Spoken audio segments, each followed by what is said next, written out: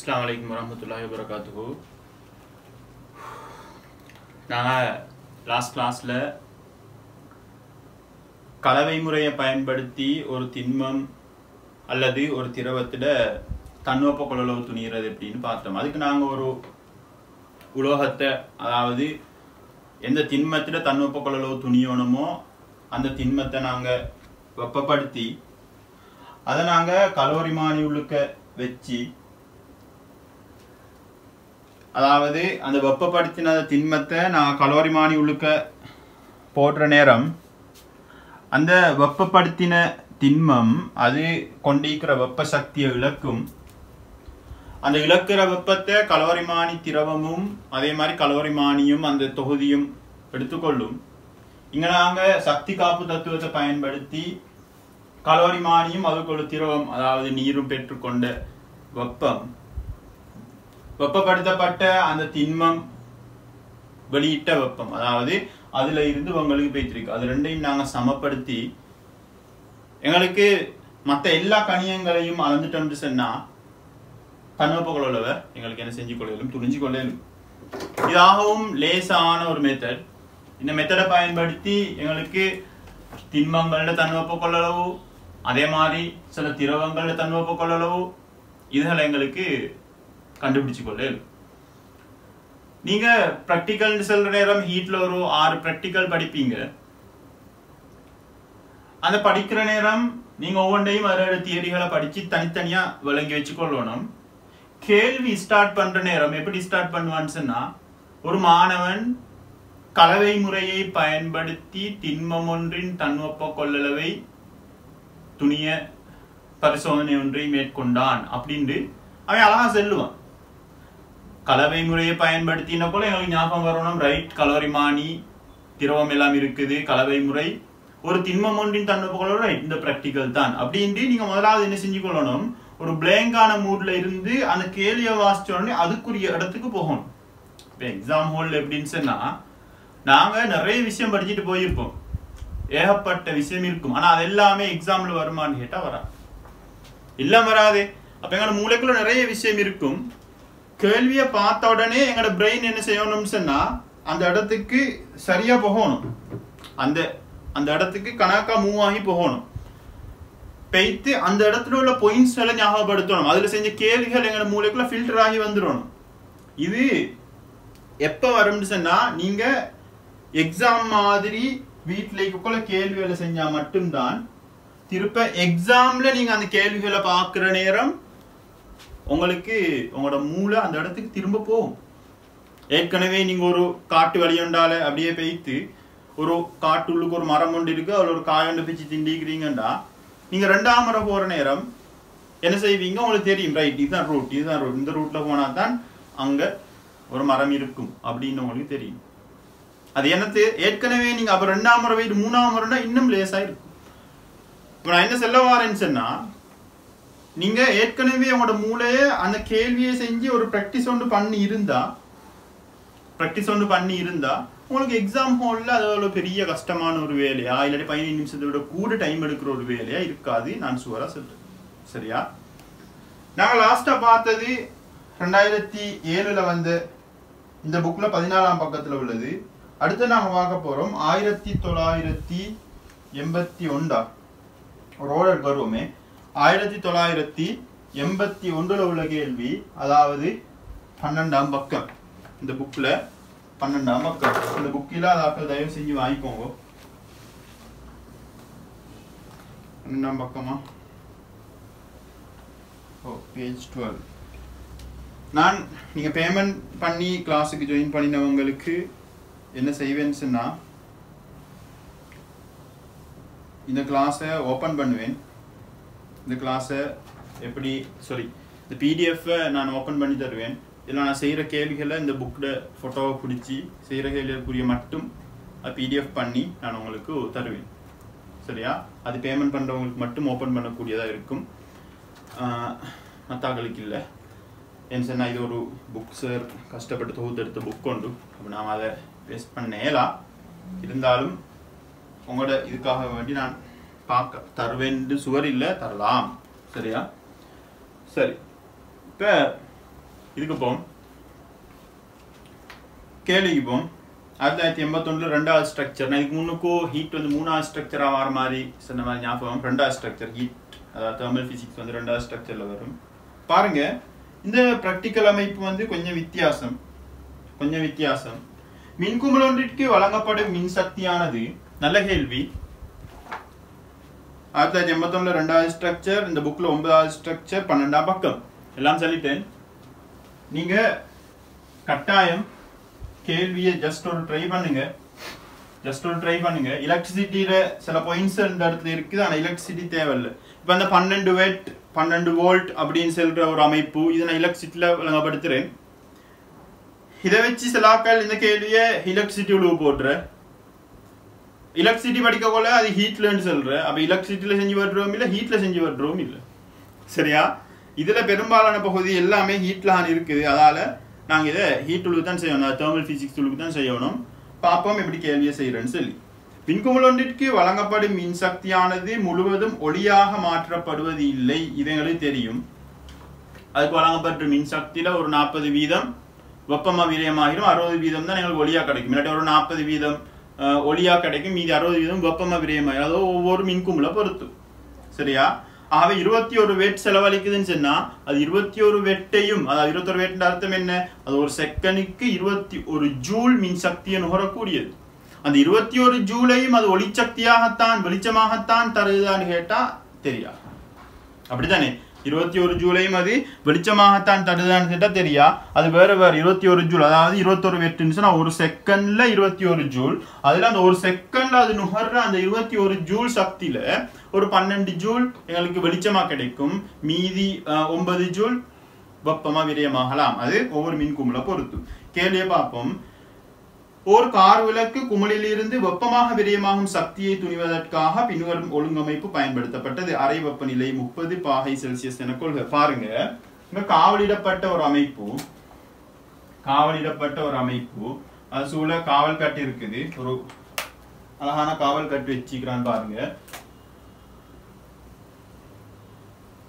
தயவு செஞ்சு கேள்வி செய்யாம கேள்வியை பார்த்துக்க வேணாம். எப்படி சரி ஸ்ட்ரக்சரை தேடி எடுத்து கேள்வியை பாருங்க. நல்ல கேள்வி. திரும்ப இந்த கேள்வி வரையிலும். இந்த மாதிரி ஒரு கேள்வி நான் பெரும்பாலும் எதிர்பார்க்கிறேன். அடுத்தது நியூட்டன் குளிரல் வீதி தான் நான் கூட எதிர்பார்க்கிறேன். இந்த கேள்வியும் வாரத்துக்கு சான்ஸ் இருக்கு.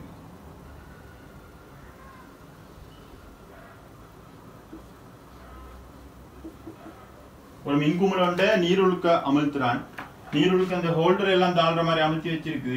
ஆனா இப்படி அமுழ்த்துங்க, இந்த அளவுக்கு அமுத்தினா போதும். கிரண் ஷார்ட் ஆகி வரா வேற பிரச்சனை வந்துடும்.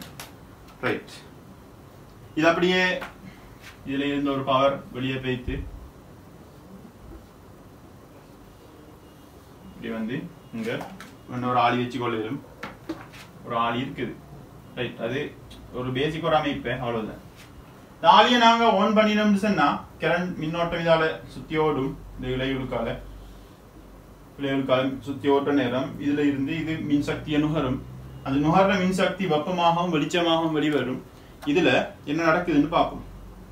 ஆலிஎஸ் மூடப்பட்ட போது பொலிஸ்டைரின் கோலையொன்றில் உள்ள 0.15 கிலோகிராம் நீரின் வெப்பநிலையானது 4 நிமிடங்களில் 27.2 பாகை செல்சியஸில் இருந்து 32 பாகை செல்சியஸிற்கு ஏறியது எனின் தன்வெப்ப கொள்ளளவு 4200 ஜூல் கிலோகிராம் -1 பாகை எனில் நீரின் உறிஞ்சல் வீதத்தை வாட்டில் மதிப்பிடுக. சரியா? இங்க பொலிஸ்டைரின் கோலை ஒன்றில் உள்ள பொலிஸ்டைரின் கோலைன்னு சொன்னா இது வந்து ஒரு வெப்பத்தை உறிஞ்சாத ஒரு கோலைன்னு எடுக்க சொல்லிக்கிறான். பாருங்க என்ன நடக்குதுன்னு சொல்லி. ஆலிஎஸ் மூடப்பட்ட போது பொலிஸ்டைரின் கோலை ஒன்றில் உள்ள 0.15 கிலோகிராம் நீரின் வெப்பநிலையா 4 நிமிடங்கள் வரையும் தன்வெப்ப நீரின் உறிஞ்சல் வீதத்தை நீர் உறிஞ்சல் வீதம் பொலிஸ்டைரின் உறிஞ்சாலும் பிரச்சனை இல்லை. நீர்ட வெப்பநிலை மாற்றம் தந்திருக்கிறான் 27.2 இருந்து 32. ஆகும் சிம்பிளான ஒரு கேள்வி. 27.2 இருந்து 32 பாகை செல்சியஸுக்கு நீர்ட வெப்பநிலை கூடுது. நீர்ட திணிவு தந்திருக்கிறான் 0.15 கிலோகிராம். ஆகவே நீர் உறிஞ்சிய வெப்ப சக்தி எங்களுக்கு கணிக்கலும் Q = ms டெல்டா தீட்டா. வளமையான எங்கட சமன்பாடு தான். இந்த 4 நிமிட காலப்பகுதியில் உறிஞ்சிய மொத்த சக்தியை நாங்கள் கணிப்போம். அங்க உள்ளது 0.15 கிலோகிராம் 4200 டெல்டா தீட்டா வந்து 32 28 கழிச்சோம்னு சொன்னா 4 வரும். அவை 4.8 பாகை செல்சியஸ். Q சமன் ஒரு பெருமானம் வரும். இந்த பெருமானம் வரும். சரிதானே? இது எத்தனை 4 நிமிட கால பகுதியில் அப்படின்னா 240 செகண்ட். ஆகவே நான் என்ன செய்யறேன்னு சொன்னா Q/T போடுறேன். இதன் வெட், அதாவது இது 240 செகண்ட் கால பகுதியில் உறிஞ்சிய மொத்த சக்தி. ஆகவே மொத்த சக்தி இங்கு 240 பிரிச்சேன்னு சொன்னா ஒரு செகண்ட்ல இவர் உறிஞ்சிய மொத்த சக்தி எனக்கு கிடைக்கும். இதை நீங்க சுருக்கினா உங்களுக்கு இது எத்தனை வெட்டுன்னு கிடைக்கும். இது எத்தனை வெட் உறிஞ்சி இருக்குதுன்னு சொல்லி எங்களுக்கு கிடைக்கும். ஆகவே இதை நீங்க சுருக்கி எடுத்துக்கொள்ளும். சுருக்கி எடுத்தா உங்களுக்கு விட வரும் 12.6 வெட். 12.6 வெட்டுன்னு சொல்ற ஒரு விட எங்களுக்கு கிடைக்கும். சரியா? இந்த விட எடுத்திருப்பீங்க 12.6 வெட். அதாவது இந்த அர்த்தம் என்ன? இந்த மின்குமிழ் ஒரு செகண்ட்ல 21 ஜூல வெளியிடுது. வெளியிடுற இந்த 21 ஜூல் இல்ல 12.6 வெட்டை யார் உறிஞ்சிறாருன்னு சொன்னா, அதாவது 12.6 ஜூல ஒரு செகண்ட்ல வெளியாகிற 12.6 ஜூல யார் உறிஞ்சாரு? நீர் உறிஞ்சிறார். மீதி மின்னாக விரயமாக இந்த வெளிச்சமாக விரயமாக இலும் அவளிருந்து பாத்திரம் உறிஞ்சி கொள்ளும். ஆனா எங்களுக்கு அது பிரச்சனை இல்லை. இவன் அழகா கேள்வியிலே அழகா சொல்றான், நீர் எவ்வளவு உறிஞ்சிருக்குதுன்னு கண்டுபிடிங்க. அப்ப நீருக்கு நாங்க போட்டா நீர் வந்து 12.6 ஜூல் செகண்ட் -1 ஒரு செகண்ட்ல, அதாவது ஒரு செகண்ட்ல 12.6 ஜூல உறிஞ்சி கொள்ளுது. மேலே ஏயில் செய்யப்பட்ட கணித்தலில் பொலிஸ்டைரின் குவளை சுற்றாடல் என்பன பற்றி கொள்ளப்பட்ட எடுகோல் எவை? இந்த பொலிஸ்டைரின் குவளை அதே மாதிரி இந்த சுற்றாடல் பற்றி செய்யப்பட்ட எடுகோல் என்னன்னு கேட்கிறான். எங்களுக்கே தெரியும் இந்த வெப்ப சக்தியை எப்படி அழகா ஆன்சர் எழுதிக்குன்னு பார்ப்போம். பொலிஸ்டைரின் தன்னொப்ப கொள்ளளவு புறக்கணிக்கத்தக்கது. இந்த நாங்க பொலிஸ்டைரின் உறிஞ்சல்ல இதால வந்து நீர் மட்டும் தான் உறிஞ்சி கொள்ளுதுன்னு சொல்லி ஒரு முடிவுல இதை கண்டுபிடிச்சோம். அது ஒன்று. ஆகவே அது வெப்பம் பெறவில்லை, அது வெப்பத்தை பெற இல்லை அப்படின்னு சொல்லி நாங்க ஒரு முடிவெடுக்கிறோம். பன்மேல ஹேட்டிக்குதான் ஒரு மேல ஹேட்டிக்குதான் கேள்வி. எடுகோள்கள் இவை. அப்ப 2 எடுகோல், குறைஞ்சது 2 எடுகோலாலும் எழுதுங்க. வேற என்ன எழுதலாம்னு சொன்னா சூழலுக்கான, எங்களுக்கு தெரியும் இந்த பிராக்டிகல்ல நாங்க அந்த குளிரல் திருத்தம் வேலைன்னு செய்வோம் தானே. அப்ப சூழலுக்கான வெப்ப இழப்பு வந்து அந்த பிராக்டிகல்ட ஆரம்ப பகுதியில என்ன செய்யப்பட்டிருக்கும்? இது ஃபுல்லாவே சூழல் வெப்பநிலையோட கூட இருக்குமா, இந்த அறை வெப்பநிலையோட கூட இருக்குமா, இல்ல ஃபுல்லாவே இழந்துட்டு இருக்கும். அப்படி இல்லாம நாங்க இதுல இன்னொரு எடுகோல் எடுக்கணும். என்னன்னு சொன்னா இது 27.2 சொன்னா அதனாலவா அறை வெப்பநிலை ஒரு 30, அறை வெப்பநிலை 30 தந்திக்கிறான். அறை வெப்பநிலை 30 அப்படின்னு சொன்னா இதுல அடுத்த எடுகோல் நாங்க எடுத்த எடுகோல் என்னன்னு சொன்னா பரிசோதனையிட ஆரம்ப பகுதியில இது இழந்த வெப்பம், பரிசோதனைய ஆரம்ப பகுதியில் உறிஞ்சின வெப்பம் அடுத்த அறை பகுதியில அது இழந்திருக்குதுன்னு சொல்லி நாங்க எடுத்திருக்கோம். ஏற்கனவே நான் குளிரல் திருத்தத்தை பத்தி காய்ச்சிருந்தானே. இதுல அறை வெப்பநிலை இருக்குது 30 பாகை செல்சியஸ்ல இருக்குது. 30 பாகை செல்சியஸ்ல அறை வெப்பநிலை இருக்குது. ஆகவே ஆரம்பத்துல 27.2ல இருந்தது 32க்கு போயிருக்கு. ஆகவே இந்த அறை பகுதி அண்ணளவு அரைவாசி, இந்த அறை சரியா 28 வந்திருக்கும். சரியா பார்த்தா இன்னும் கொஞ்சம் பெர்ஃபெக்டா இருந்திருக்கும். ஆனா 27.2 அண்ணளவு நாங்களுக்கு என்ன செய்யலாம்? அப்ப சூழல்ல இருந்து உறிஞ்ச வெப்பம், அதாவது சூழலுக்கான வெப்ப இழப்ப நாங்க என்ன செஞ்சுக்கிறோம்? புறக்கணிச்சிருக்கோம். அதாவது குளிரல் திருத்தம் மூலமா. அதை எப்படி எழுதியிருக்குன்னு பார்ப்போம். ஒன்று பொலிஸ்டைரின் தன்னொப்ப கொள்ளளவு புறக்கணிக்கத்தக்கது. பொலிஸ்டைரின் தன்னொப்ப கொள்ளளவை புறக்கணிக்கத்தக்க உறிஞ்செல்லாம் எடுத்திருக்கோம். அடுத்தது ஆரம்ப வெப்பநிலை அறை வெப்பநிலை 2.8 பாகை குறைவாகவும் இறுதி 2 பாகை கூடுதலாக சுற்றாடலுக்கான தேறிய வெப்ப இழப்பு 0 சுற்றாடலுக்கான தேறிய வெப்ப இழப்பு 0 செல்ற இந்த 2வது எடுகோலையும் நாங்க இங்க எடுத்து இவரால வெளியிடப்பட்ட மொத்த வெப்பத்தையும் நீர் உறிஞ்சுகிறான்னு சொல்லியும் நாங்க எடுத்திருக்கிறோம். இப்பரிசோதனையில் வெப்ப இழப்புகள் காரணமாக ஏற்படும் வலுக்களை குறைப்பதற்கு நீர் கூறும் நடவடிக்கைகள் என்ன? இதுல இந்த வெப்ப இழப்பால வார வலுக்களை நீங்க குறைக்கணும்னு சொன்னா நீங்க கூறுற நடவடிக்கைகள் பரிசோதனை தொடங்கும் போது எங்கட வளமையான மெத்தட் குளிரல் திருத்தத்தை நீங்க அழகா மேற்கொண்டோம்னு சொன்னா மத்த வெப்ப இழப்புகள் அப்ப ஹாஃப்ல உறிஞ்சும் ஹாஃப்ல இழக்கிற மாதிரி இருக்கும். பரிசோதனை தொடங்கும் போது அறை வெப்பநிலை பார்க்க 5 பாகை சி மட்டில் குறைக்க, அறை வெப்பநிலை பார்க்க அதே அளவு வெப்பநிலை கூடும் வரை பரிசோதனையை செய்க. ஏண்டா இங்கே வேற வெப்ப இழப்புகளை கதைக்கலாம். நாங்கள் அங்கே வெப்பப்படுத்திட்டு வந்து தூக்கி வந்து இதுக்கு போடுவோம். அப்ப அந்த விரைவாக இடமாற்றுறது, மெதுவாக இடமாற்றுறது, நீர் வழியை தெரிக்காம இடமாற்றுறது, இப்படி எங்களுக்கு இந்த பாயிண்ட்ஸ் எல்லாம் கதைச்சிட்டு குளிரல் திருத்தத்தை பத்தியும் கதைக்கலும். எங்க கதைக்கலும் மற்ற பெட்கள் இது அப்படி இல்லை. இது இதுக்குள்ளேயே வச்சு சூடாக்குறதா இதுக்கே வெப்பம் வந்துருது. வரையில கதைக்கிறதுக்கு ஒண்ணும் இல்லை. ஏற்கனவே மேல இதை பத்தி சொல்லிட்டோம். இதை பத்தி அந்த இவருடைய தன்வெப்ப கொள்ளளவு தன்வெப்ப கொள்ளளவு குறைவான ஒரு பாத்திரத்தை பயன்படுத்தணும் அப்படி சொல்லலும். அடுத்தது வேற என்ன, இதுல ஒரே ஒரு மேல குளிரல் திருத்தத்தை மேற்கொள்றதுதான். அப்ப இதுக்கு வந்து இன்னும் பெர்ஃபெக்டா செய்யறதா இப்படி தொடங்காம இப்போ ஒரு 5/0 25ல தொடங்கி 35 நிப்பாட்டி இருந்தா இன்னும் நல்லா இருக்கும். விளங்குதா? இதுல எடுக்கிற நீரை ஒரு 25க்கு ஆரம்பிச்சு ஒரு 35க்கு நிப்பாட்டி இருந்தா இன்னும் நல்லா இருக்கும். ரைட். வெப்ப இழப்புகள் புறக்கணிக்கத்தக்கனமாயின் குமிழின் திறன் என்ன? அவன் என்ன சொல்றான்னு சொன்னா, இதால வார வெப்பம் முழுவதும் இது உறிஞ்சு கொண்டிருக்குது. அடுத்த மீதி எல்லாமே வெளிச்சமாத்தான் போயிருக்குது அப்படின்னு சொன்னா இந்த குமிழ்ட திறன் என்ன? பாருங்க, இது 21 ஜூல் செலவழிக்கிற இந்த மின்குமிழ் 12.6 ஜூல் நீருக்கு வழங்கி இருக்கு. நாங்க திறன்னு பாக்குறது என்னண்டா, ஒரு கருவிட நோக்கம் என்னவோ அதைத்தான் நாங்க திறனா எடுக்கணும். உதாரணத்துக்கு லேசான ஒரு இது சொல்றேன். ஒரு மின்குமிழ் ஒன்று இருக்குது. இந்த மின்குமிழ் 100%, அதாவது 100 ஜூல் மின்சக்தி ஒரு செகண்ட்ல செலவழிக்கிற 100 ஜூல்ல 40 ஜூல் வந்து வெளிச்சமா போகுது, 60 ஜூல் வெப்பமா போகுது. எங்களுக்கு அந்த மின்குமிழ் நோக்கம் என்ன? வெப்பமா வெளிச்சமா? வெளிச்சம். ஒளி வர்றதுதான் எங்களுக்கு நோக்கம். ஆகவே 40 ஜூல் தான் ஒளியா கிடைக்குதுன்னா 40ன் கீழ் 100, அதாவது பயப்பின் கீழ் பெய்ப்பு, பயப்பு வலுவின் கீழ் பெய்ப்பு வலு தர 100 வீதம்.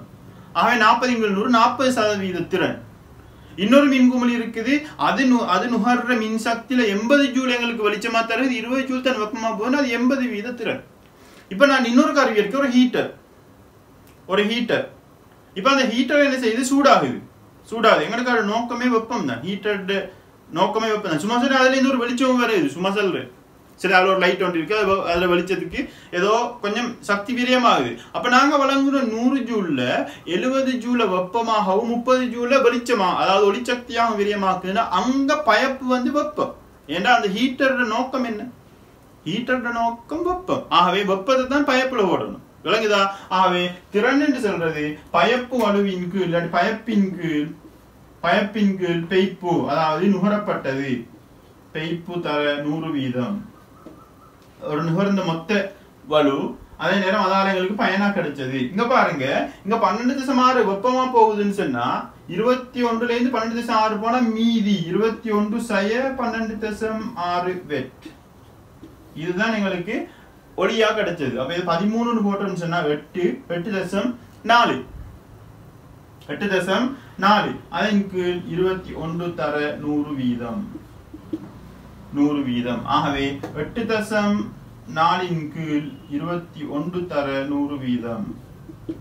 இது 21 84 4 மடங்கு. ஆகவே 40 வீத வலு, 40 வீத திறனுடையது. அதாவது மின்சக்திக்கு பார்ப்போம். எது நோக்கமோ அதுதான் வலுல மேல வரணும், தெரிஞ்சுக்கோங்க. சரிதானே? அடுத்தது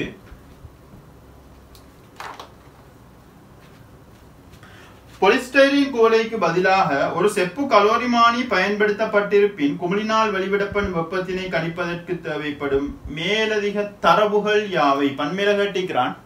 இங்க செப்பு கலோரிமானி ஒன்று நீங்க பயன்படுத்தினு சொன்னா இங்க வேற என்ன தரவு வேணும்? செப்பு கலோரிமானி, அதாவது செப்புட தன்வெப்ப கொள்ளளவு வேணும். வேற என்ன வேணும்? செப்புட திணிவு வேணும். எதனே வரும்?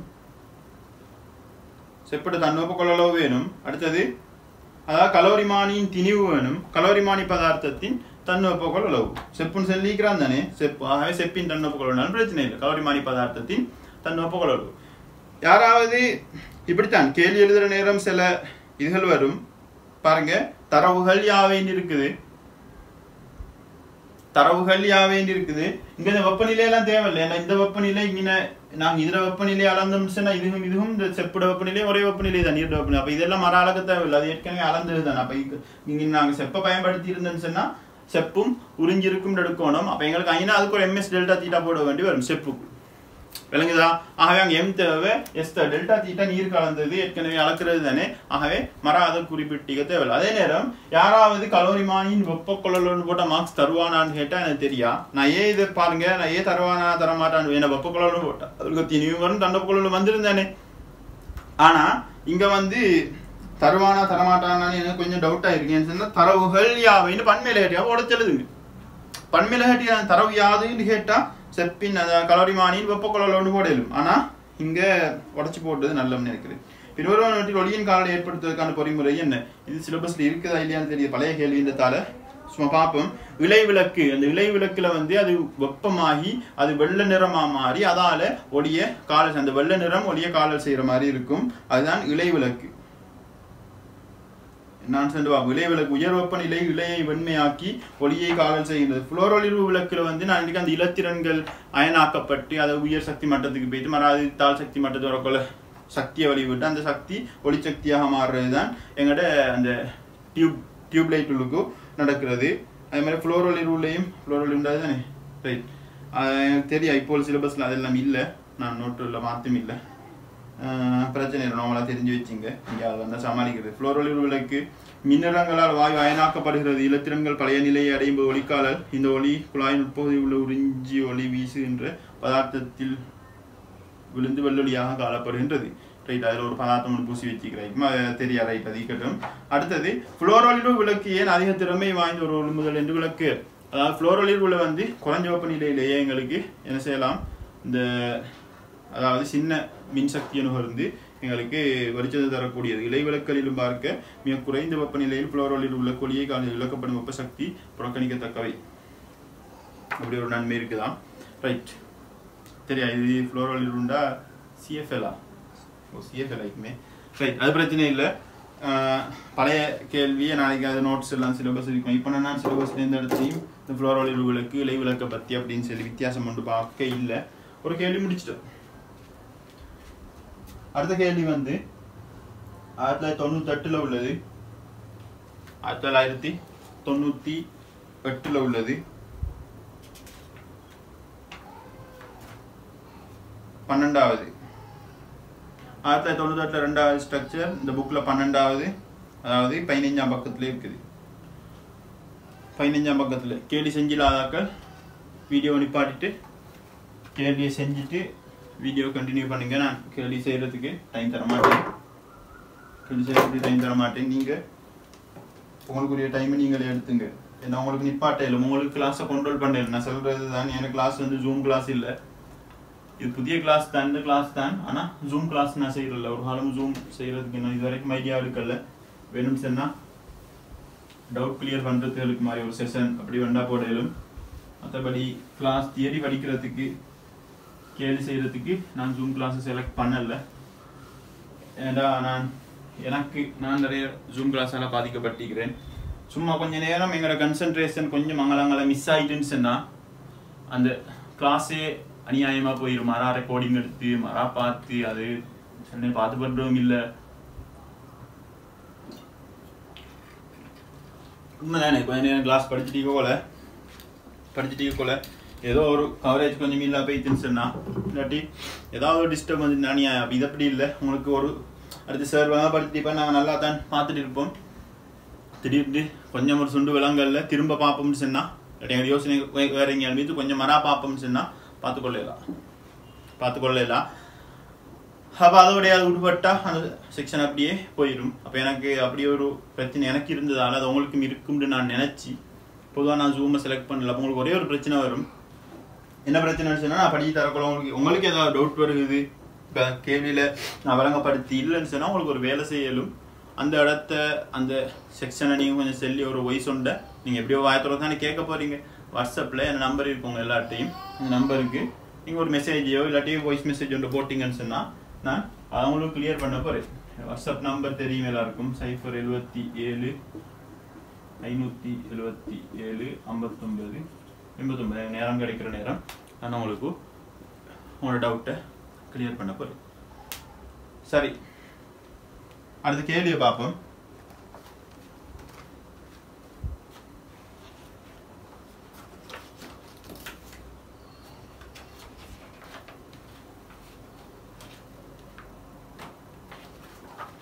பாருங்க கேள்வி வரக்கொள்ள கொஞ்சம் யோசிச்சுக்கொள்ளணும் இங்க என்ன நடக்குது என்ன செய்ய போறோம் அப்படின்றது. சும்மா எடுத்தாம் சும்மா இதுன்ட்டு போட்டு சும்மா வாய்க்கு வந்து ஆன்சர் எல்லாம் எழுதி போட்டு வரல, சரியா? அந்த வேலை செய்யறதில்ல. நார்மலா நீங்க யோசிச்சுக்கொள்ளணும். ரைட், இந்த கேள்விக்கு இதுதான் மெத்தட், இப்படித்தான் இது போகுது, இந்த கேள்வி இப்படித்தான் மூவ் ஆகுதுன்னு சொல்லி உங்களுக்கு விளங்கிக்கணும். பன்சன் சுவாலை ஒன்றினது வெப்பநிலையை மதிப்பிடுவதற்கு பாருங்க கேள்வியை பார்த்தோன்னே விளங்குது. பன்சன் சுவாலையோட வெப்பநிலை என்ன? நாங்க பன்சன் பர்னர் ஒன்று இருக்கும், அதுல ஒரு பொருளை வெப்பப்படுத்திட்டு தூக்கி வந்து கலோரி மாறிக்குள்ள போட போறோம், கலோரி மாறிக்குள்ள போட போறோம். அப்ப நாங்க என்ன எடுக்கணும்? அந்த உருக்குட ஆரம்ப வெப்பநிலை ஒன்று இருக்குதான், உருக்கு கோலம் ஒன்று இல்ல நாங்க ஒரு திண்மத்தை பயன்படுத்துவோம், அந்த திண்மத்தோட ஆரம்ப வெப்பநிலை பன்சன் சுவாலையோட வெப்பநிலையோட வெப்பச்சமநிலை அடைஞ்சிருக்குன்ற ஒரு எடுக்கிறோம். அதாவது பன்சன் சுவாலை வந்து 150 பாகை செல்சியஸா இருந்தா அந்த உருக்கும் 150 பாகை செல்சியஸ். அப்ப நாங்க எதை கண்டுபிடிக்கணும்? இப்ப அந்த உருக்குட ஆரம்ப வெப்பநிலை மத்த எல்லா தரவும் எங்களுக்கு தெரியணும். உருக்குட தன்வெப்ப கொள்ளளவு தெரியணும், நீர்ட தன்வெப்ப கொள்ளளவு தெரியும், கலோரி மானிய திணிவு, கலோரி மானிய தன்வெப்ப கொள்ளளவு, இதெல்லாம் தெரிஞ்சுன்னு சொன்னா எங்களுக்கு எது தெரியாக்கணியமா இருக்கும்? ஏற்கனவே நாங்க பார்த்தோம் தானே ஈயகுண்டுகள் ஆரம்ப வெப்பநிலையில நாங்க வெப்பமானி வச்சு கணிச்சோம். இங்க அப்படி கணிக்கல்ல. இங்க அதை தவிர மத்த எல்லா தரவும் தெரியும், தன்வெப்ப கொள்ளளவு எல்லாம் தெரியும். இப்ப அந்த தன்வெப்ப கொள்ளளவு காண்ற பிராக்டிகல் தான். ஆனா கலவை முறையை பயன்படுத்தி திண்மம் ஒன்றின் தன்வெப்ப கொள்ளளவு துணிதல் தான் நாங்க படிச்ச பிராக்டிகல். ஆனா அந்த நாலேஜ் அப்ளை பண்ண போறோம் எதுக்குன்னு சொன்னா ஒரு ஆரம்ப வெப்பநிலையை கண்டுபிடிக்கிறதுக்காக வேண்டி.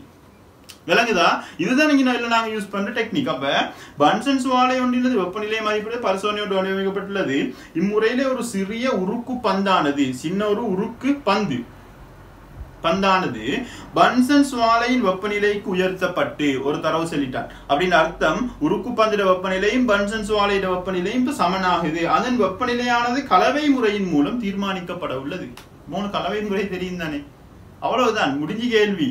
கலவைக்கு கலக்கி ஒன்று இருக்கணும், கலக்கணும், கலக்கினா தான் கலவை. தெரிந்த திணிவு எம்மையுடைய நீரை கொண்ட பிளாஸ்டிக் கிண்ணம் ஒன்றை பயன்படுத்துறான். எங்க போறான்னு உங்களுக்கு விளங்குது. பாத்திரம் உறிஞ்சல்ல ஒரு கன்செப்ட் கொண்டு வரப்போறோம் நம்மள, சரிதானே? அப்போ நாங்க ஒரு குறிப்பிட்ட அளவு திரவத்தை எடுத்துட்டு இது ஒரு பிளாஸ்டிக் வெப்பமானி ஒன்றும் கலக்கி ஒன்றும் உமக்கு தரப்பட்டுள்ளது. கலக்கி ஒன்று இருக்குது, சேம் டைம் ஒரு வெப்பமானி வைக்கப்பட்டிருக்குது.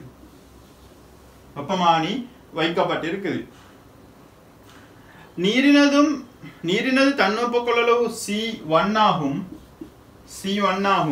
உருக்கின் தன்வெப்ப கொள்ளளவு C2. அப்ப உருக்கு கோலம் ஒன்று, உருக்கு பந்தொன்று இருக்குது. இது நீங்க வெப்பப்படுத்துறீங்க பன்சன் பர்னர்ல வச்சு, சரிதானே? பன்சன் பர்னர் இது வெப்பப்படுத்துறீங்க ஒரு இடுக்கி ஒன்றால குடிச்சு வெப்பப்படுத்திட்டு இதுல தன்வெப்ப கொள்ளளவு வந்திக்குது C2. கிண்ணத்தினாலும் கலக்கியினாலும் உறிஞ்சப்படும் வெப்பம் புறக்கணிக்கத்தக்கது. கிண்ணம் கலக்கி இவங்க 2 பேரும் வெப்பத்தை உறிஞ்சல்ல, வெப்பமானி உறிஞ்சிற வெப்பத்தையும் புறக்கணிக்க. நீர் மேலும் அளவிட வேண்டிய 3 கணியங்கள் யாவை? இவ்வளவீடுகள் நீர் மேற்கொள்ளும் ஒழுங்கிலேயே குறிப்பிடுக. இங்க வந்து இந்த பிராக்டிகல்ல கொஞ்சம் நீங்க யோசிச்சு கொள்ளணும். சும்மா நீங்க உங்களுக்கு வாய்க்கு வந்த மாதிரி ஒரு ஆன்சர் எழுதி போட்டு வாரல்ல. இங்க தந்திக்கான் x1 x2 x3 சொல்லி 3 அளவீடுகளை பத்தி கதைக்க சொல்லிக்கிறான். x1 x2 x3 இது 3ஐயும் ஆர்டர் படி எழுதுங்கன்னு சொல்லி இங்க வந்து ஈயச்சன்னங்கள் மாதிரி சின்ன சன்னங்களை நாங்க போட்டு நாங்க ஆரம்ப வெப்பநிலை இறுதி வெப்பநிலை தீர்மானிச்செல்லாம் இதை பிராக்டிகலா செய்யல. அன்னளவை நீங்க என்ன செஞ்சு கொள்ளணும்னு சொன்னா இந்த ஒரு கோலத்தை ஏற்கனவே வெப்பப்படுத்தி இதை நீங்க போட்டு பார்க்கணும் எத்தனை பாகை செல்சியஸால இந்த குறிப்பிட்ட அளவு நீருக்கு உயருதுன்னு சொல்லி. உதாரணத்துக்கு ஒரு 8 பாகை செல்சியஸ் உயருதுன்னு சொன்னா இன்னைய நாள் அரை வெப்பநிலையை பார்த்துக்கொள்ளணும் 30. அப்ப நீங்க 26க்கும் 34க்கும் பிராக்டிகல் செட் பண்ணிக்கொள்ளணும். ஏன்னு சொன்னா இங்க வெப்பநிலை கொஞ்சம் எஜஸ் ஆகுதுன்னு சொன்னா இன்னும் 2 ஈயச்சன்னங்களை போட்டு வெப்பப்படுத்திக் கொள்ளலாம். ஏன்னா ஒரே ஒரு உருக்கு கோலம் தான் இருக்குது. ஆகவே இங்க வந்து நாங்க ஆரம்பத்திலே இந்த உருக்குட திணிவு அளந்து கொள்ளணும் லேசி. ஏன்னா 2-3 உருக்கு போட்டு மரா இறுதி திணி வளர்க்க வேண்டிய அவசியம் 2-3 முறை போட வேண்டி வந்தா தான் இறுதியா திணி வளர்க்கிறது. கடைசியா எவ்வளவு வந்திக்குதுன்னு பார்த்து M3 - M2 போட்டோம் தானே, போட்டு எவ்வளவு உலோகம் போட்டிக்கணும்னு கண்டுபிடிக்கிறது. இங்க வந்து உங்களுக்கு ஆரம்பத்திலே என்ன செஞ்சு கொள்ளலாம்? உருக்கின் திணிவு அளந்து கொள்ளலாம். உருக்கு பந்தின் திணிவு இதுல திணிவு அளந்து கொண்டீங்க. இதுல வெப்பநிலை உங்களுக்கு தெரியா? வெப்பநிலை உங்களுக்கு தெரியா. இப்ப நீங்க என்ன செய்றீங்கன்னு சொன்னா இதை எடுத்துட்டு வந்து வெப்பப்படுத்துறீங்க. வெப்பப்படுத்திட்டு இதுல வெப்பநிலைக்கு வெப்பச்சமநிலை அடையிற அளவுக்கு கொஞ்ச நேரம் பிடிச்சிட்டு இருக்கிறீங்க. ரைட், இது வெப்பமாகிட்டு இப்ப தூக்கி இதோட போடுறீங்க. இப்ப இவர்கள் இந்த வெப்பம் நீர் பெற்றுக்கொண்டு வெப்பம் இதெல்லாம் புறக்கணிங்கன்னு சொல்லிட்டான். ஆகவே இதை நீங்க அளக்க வேண்டியது என்னன்னு சொன்னா நீரின் ஆரம்ப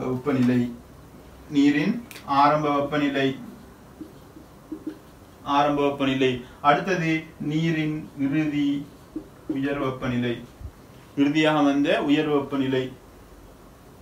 இது ரெண்டையும் நீங்க அளந்துட்டீங்கன்னு சொன்னா உங்களுக்கு இப்ப எல்லாம் தெரியும்.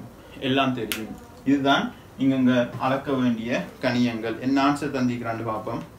x1 உருக்கு பந்தின் திணிவு, x2 நீரின் ஆரம்ப வெப்பநிலை, நீர் அடைந்த உயர் வெப்பநிலை, இறுதி உயர் வெப்பநிலைன்னு போடுங்க. பழைய ஸ்கீம் எங்களுக்கு தெரியா. அளவீடுகளின் செம்மையை உறுதிப்படுத்துவதற்கு இப்பரிசோதனையிலே நீர் எடுக்க வேண்டிய முட்காப்புகளை கூறுக. ஒன்று விரைவாக இடம் மாற்றுறது, அடுத்தது கவனமாக நீர் வெளியே தெரிக்காம வண்ணம் மெதுவாக இடம் மாற்றுறது. இது ரெண்டும் தான் இங்க நீங்க செய்ய வேண்டியது. என்னன்னு பார்ப்போம். மாற்றப்படும் போது கிண்ணமான சுவாலைக்கு அருகில் வைக்கப்பட வேண்டும். அதாவது மாற்றப்பட்ட சந்தர்ப்பத்தில் இந்த கிண்ணத்தை கிட்ட தூக்கிட்டு வர விரைவாக இடம் மாற்றுறது. அடுத்தது விரைவாக உருக்கு பந்தாங்க மாற்றப்பட ஏற்ற மூடினால் அடுத்தது மூடி. இதை நாங்க இதை போட்டுட்டு டக்குன்னு ஒரு மூடியால மூடி வைக்கிறது. மூடி வச்சோம்னு சொன்னா இந்த ஆவியாதலால் அடுத்தது உடன்காவுகை மேற்காவுகை ஓட்டத்தால வெப்பம் இழக்கப்பட்டதை எங்களுக்கு என்ன செஞ்சு கொள்ளலும், தவிர்த்து கொள்ளலும். இவர் இழக்கிற வெப்பத்தை இங்க எடுக்கிற மாதிரி இன்னொரு மெத்தடும் செய்யலும். ஆரம்பத்துல இந்த உருக்கு கிண்ணத்தை இதே மாதிரி சூடாக்கி ஒரு மாதிரி பரிசோதனை செஞ்சு அன்னளவா எத்தனை பாகை செல்சியஸ் வெப்பநிலை கூடுதுன்னு பார்த்துக்கொள்ளணும். நம்ம அப்புறம் அரை வெப்பநிலையா வந்து குளிரல் திருத்தத்தையும் செய்யலும். ஆனா இதுக்கு அவ்வளவு குளிரல் திருத்தம் நாங்க செய்யற பத்தி கலைக்க இல்லைன்னா 3வது நாளாவது எழுதி வைக்கணும். இதையும் எழுதிட்டு அதையும் விருப்பம் சொன்னா ஒரு சில பாகைகள் குறைவாக ஆரம்பித்து அதை ஒரு சில பாகைகள் கூடுதலாக முடிவதற்குரிய வெப்பநிலை வித்தியாசத்தை ஒரு முன்னைய பரிசோதனை துணிந்து கொள்ள எழுதிக்கலாம். இது ஸ்கீம் தரல எழுதலாம். என்னை பொறுத்தவரையில இப்ப அதை எழுதலாம். சரிதானே? இப்பன்சன் சுவாலையினது வெப்பநிலை தீட்டாவுக்குரிய கோவை ஒன்றை இதெல்லாம் பழைய கேள்விகள்ன்றதால நீங்க இச்சம் இதான் தடமாறிட்டு அளவு ஸ்கீமை 100% பார்க்க. இப்போ ஸ்கீம் நிறைய வித்தியாசம். அதுக்காக வேண்டி தான் நான் கொஞ்சம் முன்னுக்குள்ள கேள்விகளையும் பார்த்துட்டு போதும் நான் அப்படிதான் செய்வேன். கொஞ்சம் முன்னுக்குள்ள கேள்விகளை செஞ்சுட்டு அதுக்கப்புறம் பின்னுக்குள்ள கேள்விகளுக்கு வந்தேன்னு சொன்னா எங்களுக்கு தெரியும் முன்னுக்குள்ள கேள்வி எப்படி ஸ்கீம் தந்திருக்கான்னு சொல்லி. அப்ப பழைய ஸ்கீம்களை கொஞ்சம் மாற்றிக்கணும். பழைய ஸ்ட்ரக்சர்ல கவனம். நீங்களை சுயமா ப்ராக்டிஸ் பண்ற போல ஒரு முக்கியமான ஒரு இது இருக்கு. ஒரு சர்ட் கைடன்ஸோட நீங்க ப்ராக்டிஸ் பண்றது நல்ல ஸ்ட்ரக்சருக்கு. எம்சிக்யூக்கோ எஸ்ஐக்கும் அவ்வளோ பிரச்சனை இல்லை. ஸ்ட்ரக்சர்ல ஸ்கீம் இப்ப கடைசிக்கு ஸ்கீம் நிறைய மாத்தம். அதால நான் செல்றதுதான் நீங்க ஆன்சர் பண்ணணும். பின்னுக்கு விட இருக்குது சார் சொல்ல அப்படி எல்லாம் விட்டு நீங்க இதுன்றவான எக்ஸாம்ல மார்க்ஸ் இல்லா போய்த்திரும். இப்பன்சன் சுவாலையினது வெப்பநிலை தீட்டாவுக்குரிய கோவை ஒன்றை மேலே குறிப்பிட்ட கணியங்களின் அடிப்படையிலே பெறுக. ரைட், பன்சன் சுவாலையிட வெப்பநிலை தீட்டாவிற்குரிய ஒரு கோவையாம். அது மேலே பெறப்பட்ட கணியங்கள் அதாவது தெரியா கணியங்கள் அடிப்படையில ஒரு கோவை ஒன்றை எழுதுங்கன்னு சொல்லிக்கிறான். எழுதுவோம் நாங்க. சரியா? பாருங்க, பன்சன் சுவாலை அதாவது உருக்கு பந்திர திணிவு நான் x1 போடுறேன். x1 C2 இதுல ஆரம்ப வெப்பநிலை தீட்டாவாம். இங்க இதுல ஆரம்ப வெப்பநிலை x2 அதுதான் x3க்கு மாறுது. ஆகவே தீட்டால இருந்து x3க்கு குறைவார், இவர் x2ல இருந்து x3க்கு போவார். ஆகவே தீட்டா மைனஸ் x3 சமன் இது யாரு? உருக்கு இழந்த வெப்பம். இங்க பெற்றுக்கொள்ற ஒரே ஆள் நீர் மட்டும்தான். தெரிந்த திணிவு எம்ஐ உடைய நீரை கொண்ட பிளாஸ்டிக் கிண்ணம். பாருங்க எம்னு சந்திக்கிறான். ஆகவே m C1 x3 minus x2 பாருங்க தீட்டாவிற்குரிய கோவை ஒன்றை அடிப்படையில் எழுதுக. இந்த தீட்டாவிற்குரிய ஒரு கோவை எழுத சொல்லிக்கிறான். ஆகவே தீட்டா சமன் தீட்டா வலுவாய மாத்துங்க m C1 x3 minus x2 win கீழ் x1 C2 பிளஸ் x3 இப்படி எழுதி இருந்தா சரி. இப்படித்தான் எழுதணும். ஏன்னா தீட்டாவிற்குரிய ஒரு கோவை இல்லாட்டி இந்த சமப்படுத்து இல்லாட்டி வெப்ப இழப்புக்கான ஒரு கோவையை எழுதுகின்ற அப்படி தரல தீட்டாவிற்குரிய ஒரு கோவைன்னு சொல்லிக்கிறான். ஆகவே தீட்டா வலுவாய மாத்துறது ஃபர்லு mc1 x3 minus x2 இன் கீழ் x1 c2 plus x3 இந்த தொகுதியோட x3 கூட்டணும். இந்த தொகுதியோட x3 கூட்டணும். கூட்டினா உங்களுக்கு சும்மா ஜஸ்ட் ஒரு எழுவாய் மாற்றம். இதுதான் நாங்க படிச்ச பேசிக். இதை எழுவாய் மாற்றம் செஞ்சுடுங்க. தீட்டா எழுவாய் மாற்றம் ஃபர்ஸ்ட் இதை கொஞ்சம் பிரிச்சுட்டு இதை கொஞ்சம் கூட்டுங்க. இப்போ கட்டுலுக்கு இருக்குது. அப்போ இங்கே ஒரு தரை தானே இருக்குது. தரையுண்டு தானே. ஆகவே எழுவாய் மாற்றத்துல பிழை ஆகிடப்படாது. குயிக்கா ஆன்சர் எடுக்கவும் தெரிஞ்சிருக்கணும். பாருங்க, சூழலுக்கு கடத்தல், உடன்காவை, கதிர்ப்பு ஆகியவற்றினான வெப்ப இழப்புகள் புறக்கணிக்கத்தக்க அளவு குறைக்கப்பட்ட போதும் பந்தின் உயர் வெப்பநிலை காரணமாக இன்னும் ஒரு முறை மூலம் வெப்பமான சூழலுக்கு இழக்கப்படும் இம்முறை யாது? இந்த தொகுதியில இருந்து கடத்தல், மேற்காவுகையோட்டம், கதிர்ப்பால எல்லாத்தையும் எங்களுக்கு தவிர்க்கணும்னு சொன்னாலும் இன்னொரு முறை என்ன ஆவியாதல். வேற மெத்தட் இல்ல வெப்பம் இழக்கப்படுறதுக்கு. அடுத்த மெத்தட் ஆவியாதல். ஒரு திரவம் எழுந்து ஆவியாகி வெளியே போகுதுன்னு சொன்னா ஏற்கனவே கதைச்சிருக்கேன். அது வெப்பத்தை உறிஞ்சிதான் ஆவியாகும். ஆகவே அதுவும் வெப்பம் இழக்கப்படுற இன்னொரு மெத்தட். அதுக்கு தான் நாங்க என்ன செய்யறோம், அந்த காவலி மூடி போடுறது. ஆவியாதலையும் உடன்காவி ஓட்டத்தையும் ரெண்டையும் இல்லாமக்கிறதுக்கு மேற்காவி ஓட்டத்தையும். நீர் ஆவியாகி இருக்கலாம், ஆவியாதல் போட்ட மார்க்ஸ் கிடைக்கும். B2 குறிப்பிட்ட முறையின் விளைவான வெப்ப இழப்பை நீருக்கு பதிலாக பொருத்தமான திரவம் ஒன்றை தெரிவு செய்வதன் மூலம் குறைக்க முடியும். இத்திரவம் கொண்டிருக்க வேண்டிய மிக முக்கியமான இயல்பு யாது? அது கூடிய கொதிநிலை. கொதிநிலை உயர்வாக இருந்தா எங்களுக்கு ஆவியாதலை என்ன செஞ்சு கொள்ளலும், ஓரளவுக்கு குறைச்சு கொள்ளலும். அடுத்தது உருக்கு பந்தி. தெரியும் தானே, இப்ப தண்ணி 100 ஆவியாகுதுன்னு சொன்னா அதே ஆல்கஹால் 70 சொல்றேன் தெரியா, 70 ஆவியாகுதுன்னு சொன்னா 70 வரக்குள்ள ஆல்கஹால் கொதிக்க தொடங்கிடும். கொதிநிலை இருக்குதுன்னு சொன்னா ஆவியாகும், நிறைய ஆவியாகும். ஆகவே அது ஆவி பரப்பும் இப்படி கூடுதலாக இருக்க போகுது. அதே மாதிரி இதா இருந்தா அது மாதிரி சில இது நான் பெர்ஃப்யூம்கள் பார்க்குறேன் தானே, டக் டக்குன்னு ஆவியாகுது. அதே மாதிரி நீர் 100, இன்னொரு திரவம் இருக்குது 200 தான் கொதிக்கும் சொன்னா அப்ப அதே 100 லேசில் ஆவியாகாது. ஆகவே அந்த சின்ன வெப்பநிலை கொஞ்சம் கூட்டிட்டு போற நேரம் ஆவியாகிறது குறைவா இருக்கும். விளங்குதா? இப்ப ஆவியாகிறது ஒரு பொருள் ஆவியாகிற தன்மை அட கொதிநிலை நல்லா கூட இருக்குன்னா அது ஆவியாகிற தன்மையும் எப்படி இருக்க போகுது, கொஞ்சம் குறைவாத்தான் இருக்க போகுது. பாருங்க, அது மேலதிக விளக்கம் பிசிக்ஸ்ல இல்ல, கெமிஸ்ட்ரியில படிச்சீங்க. உருக்கு பந்திற்கு பதிலாக ஈயப்பந்து ஒன்றை கொண்டு இப்பரிசோதனை மேற்கொள்ள முடியுமோ விடைய விளக்கம். இதுக்கெல்லாம் நிறைய கேள்வி செஞ்சிருக்கணும். உருக்கு பந்துக்கு பதிலாக ஈயப்பந்து ஏலா, ஏன்னா ஈயத்துட உருகுநிலை குறவு, டக்குன்னு உருகிடும். உருக்கு 1000 பாகை செல்சியஸ்ல உருகும்னு சொன்னா ஈயம் 150 பாகை செல்சியஸ்ல உருகும். ஈயம் டக்குன்னு ஈயம் சும்மாவே சாஃப்டா தான் இருக்கும், வழக்கேலுமா தான் இருக்கும். ஆகவே ஈயம் டக்குன்னு உருகக்கூடியது, ஏற்கனவே சாஃப்டா தான் இருக்கும், உருக்கு மாதிரி இருக்காது. ஆகவே நீங்க பன்சன் பர்னர்ல எடுத்து வந்தீங்கன்னா பிடிச்சி வெப்பப்படுத்த போல உருகி வடைஞ்சிடும். ஆகவே ஈயப்பந்து முடியுமா, முடியாது. உமது விடையை விளக்கு. உருகுநிலை 2க்கும் உருகுநிலை ஒப்பிட்டு காய்ச்சுட்டா மார்க்ஸ் கிடைக்குமா உங்களுக்கு? இல்லை, பந்து உருகிவிடும். ஈயத்தின் உருகுநிலையானது பன்சன் சுவாலையின் வெப்பநிலையை விட குறைவானதாகும். எனவே பன்சன் சுவாலையை பிடிக்கும் போது உருகி வடியும். சரிதானே? பிரச்சனை வந்துடும் எங்களுக்கு. அப்ப ஒரு திண்மமா கொண்டு வைத்து போடலாம். பன்சன் பர்னர் வெப்பநிலையை அளக்கிறது தான் எங்க நோக்கம். பன்சன் பர்னர் வெப்பநிலை பொருள் சூடாகணுமே. அப்ப ரூமுக்கு போட்டேன்னு அர்த்தம் என்ன? இவரு பன்சன் பர்னர் வெப்பநிலை அடையல. அப்ப நாங்க அளக்க போறது இந்த ஈயத்துல ஆரம்ப வெப்பநிலை மட்டும்தான் அளப்போம். பன்சன் பர்னர் வெப்பநிலை அளக்க மாட்டோம். எனக்கு கேள்வியோட நோக்கம் பன்சன் சுவாலின் வெப்பநிலை அளக்கிறது. நான் மார்க்ஸ் இல்ல, மார்க்ஸ் பாப்போம், பரவாயில்லை. மேற்குறிப்பிட்ட முறைக்கு பதிலாக இச்சுவாலையின் வெப்பநிலை நேரடியாக அளவிடுவதற்கு பாவிக்கக்கூடிய உபகரணம் வெப்ப இணை வெப்பமானி. வெப்ப இணை வெப்பமானி ஒன்று இருக்குது. அது நீங்க சிலபஸ்ல பார்த்திருப்பீங்க. மிகப்பெரிய வெப்பநிலைகள் சுவாலையிட வெப்பநிலையை அளக்கிறதுக்கு பயன்படுத்துற கருவி. ஆனால் நேரடியாக வெப்பநிலையை அளக்கலாம். அதை நீங்க கால்குலேட் பண்ணி தான் அளக்கணும். வெப்பமானியை பயன்படுத்தி நாங்க இதை பயன்படுத்துறது தானே, கண்ணாடியுள் இரச வெப்பமானி, கண்ணாடியுள் ஆல்கஹால் வெப்பமானியை பயன்படுத்தி வெப்பநிலை அளக்கிற மாதிரி இவருடைய வெப்பநிலை அளக்கலாம்.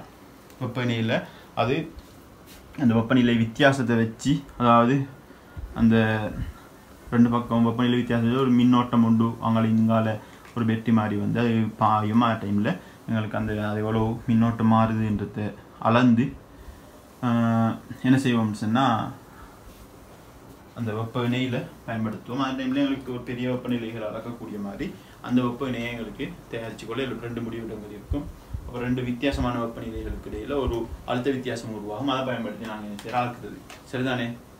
நாங்கள் 2 ஸ்ட்ரக்சர் பார்த்துட்டோம். கிளாஸ் தொடங்கி கொஞ்ச நேரத்தில் 2 ஸ்ட்ரக்சர் பார்த்துட்டோம்.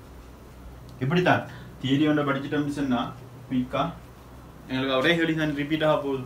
ஒரே ஐடியாவே திரும்ப அதே கேள்வி தானே வரப்போகுது. ஆகவே மிச்சம் கஷ்டப்பட தேவையில்லை. நாங்கள் இப்போ பார்த்தது 1998, அடுத்து பார்க்கணும் 2002.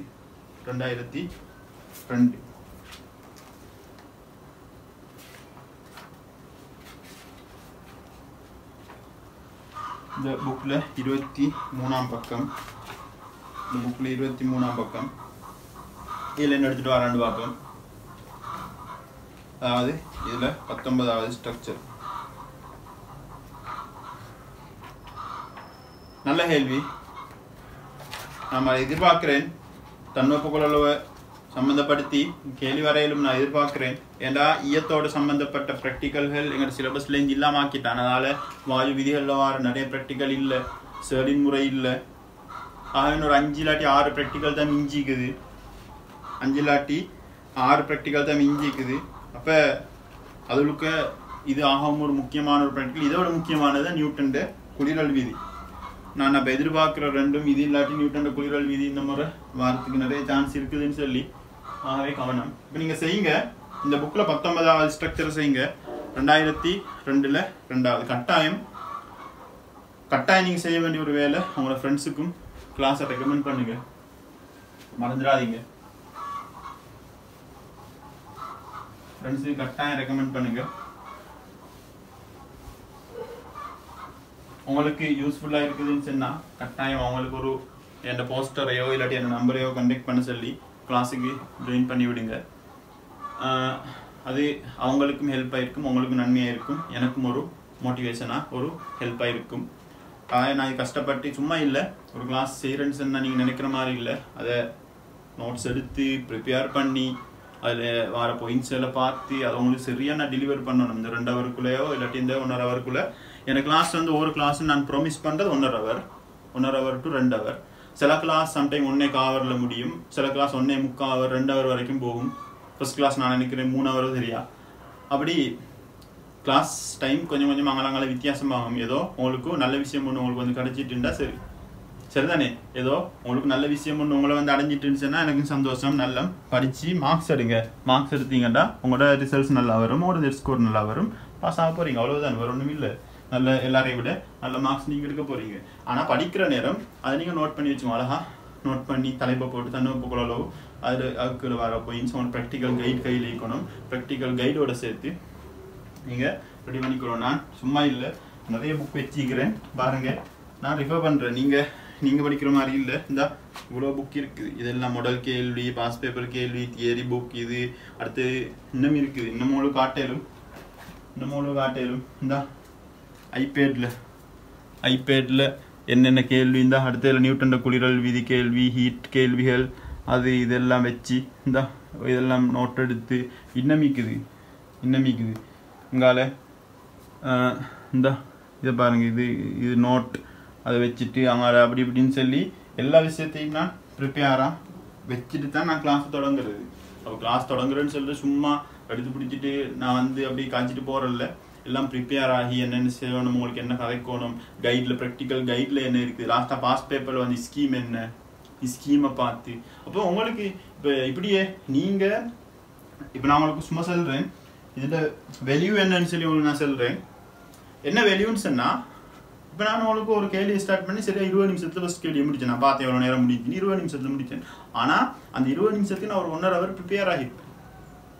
அதே நீங்கள் ப்ரிப்பேர் ஆகிறதா இருந்தால் உங்களுக்கு 2 ஹவர் ஆகும் போகும். அந்த கேள்வியை நான் செல்கிற மாதிரி நீங்கள் ப்ரிப்பேர் ஆகிறதா இருந்தால் உங்களுக்கு 2 ஹவர் ஆகும் போகும். சரியா? அப்போ அந்த 2 ஹவர் நீங்கள் வேஸ்ட் பண்ணுறேன்னு சொல்ல ஒரு ஸ்ட்ரக்சருக்காக கஷ்டம். ஆனால் ஒரு 20 நிமிஷம் உங்களுக்கு வேஸ்ட் பண்ணுறது நஷ்டம் இல்லை. விளங்குதா? அப்போ இதுக்கு தான் செல்ற ஒரு ஆள். இப்போ நான் என்ன வேலை என்ன உங்களுக்கு தொகுத்து படிச்சு தரது மட்டும்தான். தொகுத்து படிச்சு தரமே உங்களுக்கு வேலை படிக்கிறது. நீங்களே தொகுத்து நீங்களே படிக்கணும்னு சொன்னால் நீங்க நினைக்கலாம் ஸ்மார்ட், நான் ஸ்மார்ட்னு சொல்லி, ஆனா அதை விட ஸ்மார்ட்டானது இன்னொரு ஆள் உங்களுக்கு படிச்சு தாரு. ஒரு எக்ஸ்பர்ட்டான ஒரு ஆள் உங்களுக்கு படிச்சு தாரது உங்களுக்கு லேசி.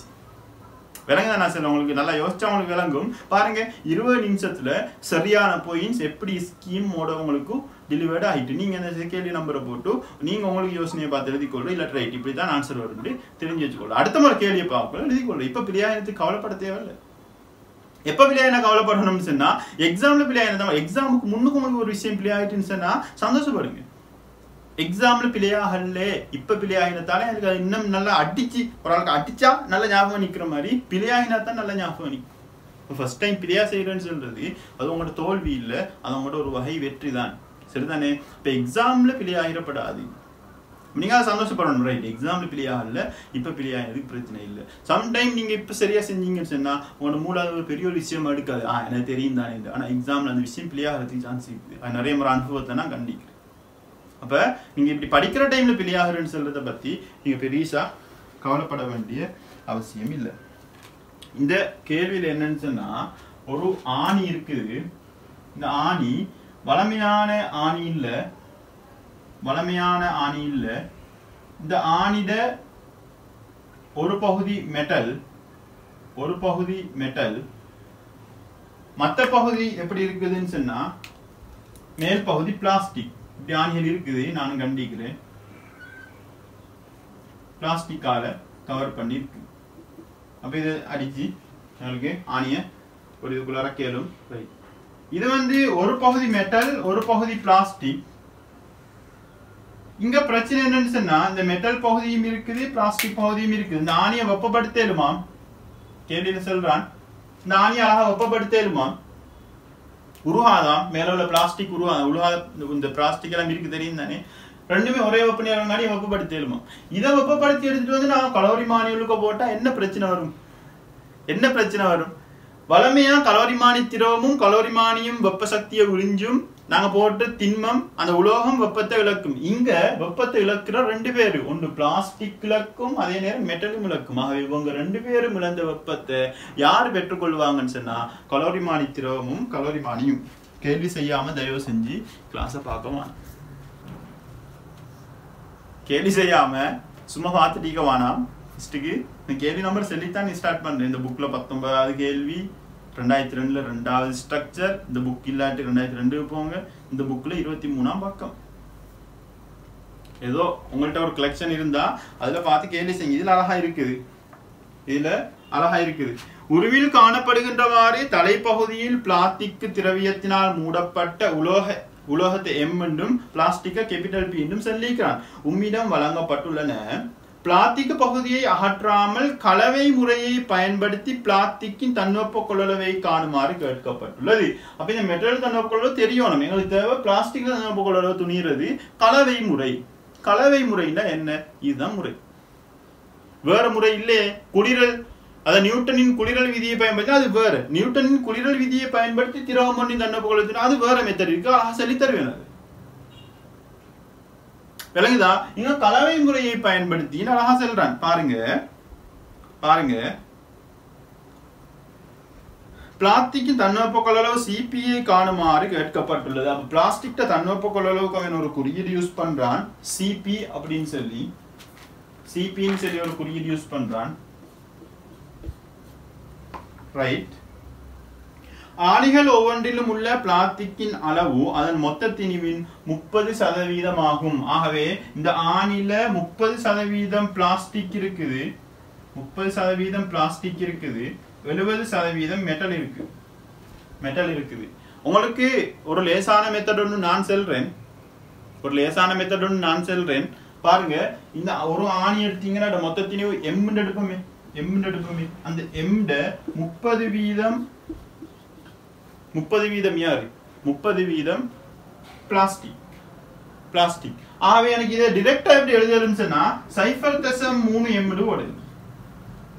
0.7 எம் மெட்டல் இருக்கும், 0.3 எம் யார் இருப்பாரு? பிளாஸ்டிக் இருப்பாரு. சுருக்கினா 0.3 தானே. அப்ப 0.3 போடுறேன். 30% 0.3 பெருக்கணும். உங்களுக்கு ஒரு தானம் சொல்றேன். இந்த ஒரு ஆணி வந்து 10 கிலோன்னு சொன்னா 10 கிலோன்னு சொன்னா 3 கிலோ பிளாஸ்டிக் இருக்கும், 7 கிலோ என்ன இருக்கும்? மெட்டல் இருக்க போகுது.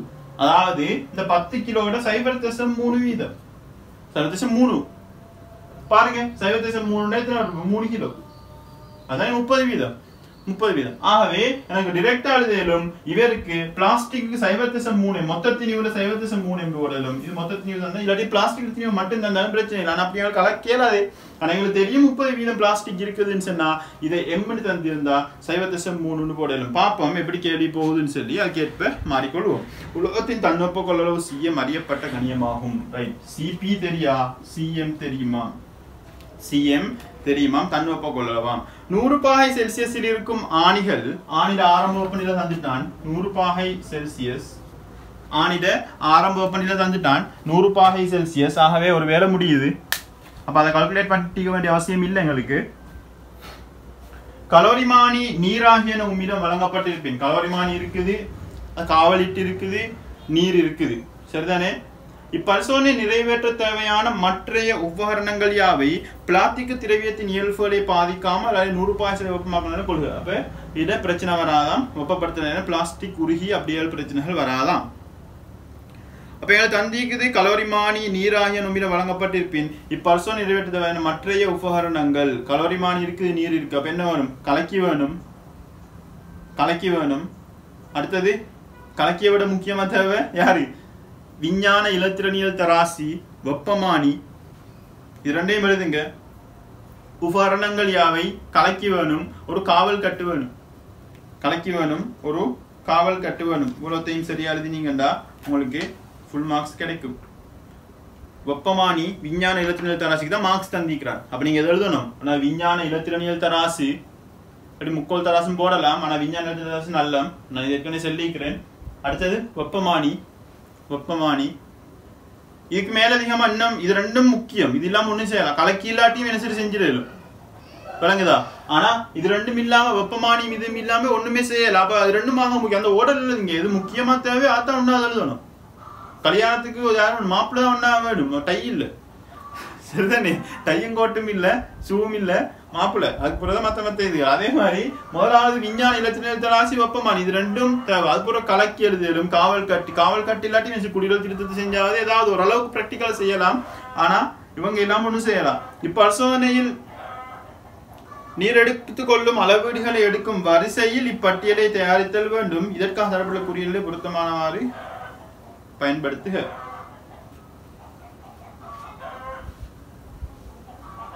சரியா? இதுலயும் பாருங்க ஆரம்ப வெப்பநிலை தந்ததால் நாங்க எல்லாமே ஒரு 6 ரீடிங் எடுப்போம். அப்ப இந்த இது தேவையில்ல. இது இல்லாம மத்த எல்லாம் நீங்க எடுக்க வேண்டி வரும். ஒன்னாவது என்ன? கலக்கி பிளஸ் கலோரிமானியின் திணிவு M1, அப்புறம் கலக்கி பிளஸ் கலோரிமானி பிளஸ் நீரின் திணிவு M2, சரிதானே? கலக்கி பிளஸ் வெட்டு கலோரிமானி M1 M2, நீரின் ஆரம்ப வெப்பநிலை θ1 ஓடுறது தான். அடுத்து நீரின் இறுதி உயர் வெப்பநிலை θ2. அடுத்தது M3 என்ன? M3 யாரு? தொகுதியின் மொத்த இறுதி திணிவு இல்லாட்டி கலக்கி கலோரிமானி நீர். அடுத்தது ஆணிகளோட திணிவு, ஆணியின் திணிவு M3. இப்ப எனக்கு தெரியும் M3 மைனஸ் M2 ஆணிட மொத்த திணிவு தான் கிடைக்கும் எங்களுக்கு. பிளாஸ்டிக் திணிவு கிடைக்காது. CP CM CW நீரின் தன்வெப்ப கொள்ளளவு தான் CW ஆம். பியில் காட்டப்பட்டுள்ள மற்ற அளவீடுகள் ஆகியவற்றோட தொடர்புடைமையை காட்டும் கோவையை எழுதுக. கலோரிமானியும் ஆணிகளின் உலோக பகுதியும் ஒரே உலோகத்தினால் ஆக்கப்பட்டுள்ளன கொள்க. அப்ப கலோரிமானியும் ஆணிட இந்த உலோக பகுதியும் இது ரெண்டுமே செப்போண்டு இல்லாட்டி ஏதோ ஒரு உலோகம், அலுமினியமோ ஏதோ ஒரு இரும்பு, கலோரிமானியோ ஏதோ ஒன்று. எங்களுக்கு அதுல பிரச்சனை இல்லை. அப்ப எங்களுக்கு ஒரு முக்கியமான ஒரு இன்னொரு எடுகோல் இருக்குது. இது CM இருந்தா இவருக்கும் CM போடலும், இவருக்கும் CM போடலும். இங்க யாரு வெப்பத்தை இழக்கிறாரு? ஆணியும் பிளாஸ்டிக்கும். ஆணியும் ஆணிக்கு மேல உள்ள பிளாஸ்டிக்கும் வெப்பத்தை இழக்க அதை பெற்றுக்கொள்ளுது இந்த கலோரிமானி உள்ளுக்க உள்ள திரவம். அதே மாதிரி கலோரிமானி தொகுதி. ஆகவே M1 M2 θ1 θ2 அதே மாதிரி M3. அதே நேரம் எங்களுக்கு CP CM இதை யூஸ் பண்ணிக்கொள்ளும். முதலாவது பிளாஸ்டிக்ல இந்த வெப்பத்தை நான் எழுதுறேன். இவற்றுக்கு இடையிலான தொடர்புடைமை தான் கேட்டிருக்குது. ஆகவே எனக்கு இங்க எழுதலும் என்னன்னு சொன்னா 0.3 30% தானே பிளாஸ்டிக் இருக்குது. M3 மைனஸ் M2 இல்லாட்டி யாராவது எழுதுறா இதை 30 கீழ் 100ன்னு போடலாம், பிரச்சனை இல்லை. சரிதானே? அப்ப 30% பிளாஸ்டிக் Cp இது இழக்கிற வெப்பம் 100ல இருந்து θ2 100 சய θ2 சக திரும்ப 0.7 M3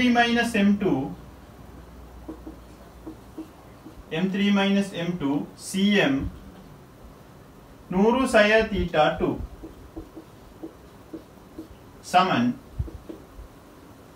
சமன் நீரும் கலோரிமானியும் பெற்றுக்கொண்டது M2 M1 நீர் Cw θ2 θ1 இது நீர் பெற்றுக்கொண்டது சக திரும்ப கலோரிமானி பெற்றுக்கொண்டது M1 Cm போடலும் Cm θ2 θ1 இவ்வளவு வரும்.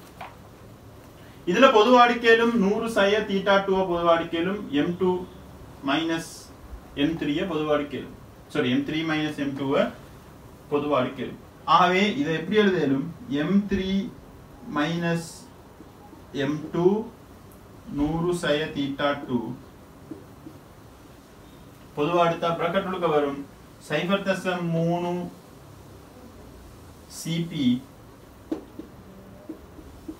சக 0.7 Cm வரும்.